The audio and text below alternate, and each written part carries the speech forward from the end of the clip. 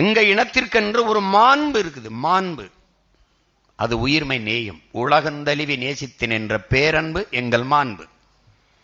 யாதும் ஊரே யாவரும் கேளீர் என்பது எங்களுடைய கோட்பாடு.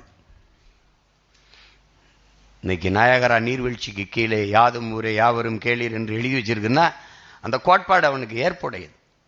பிறப்பு ஒக்கும் எல்லா உயிருக்கும் பகுத்துண்டுவள் உயிர்கள் ஓம்புக. காக்கை குருவியும் எங்கள் சாதிதான், எங்கள் குலம்தான்.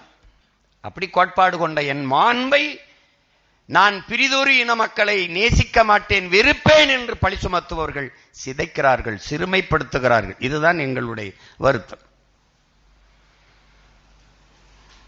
காவிரியில் தண்ணி தராத போது அடித்து விரட்டினார்கள். நாங்கள் எத்தனை கண்ணர்களை அடித்தோம்?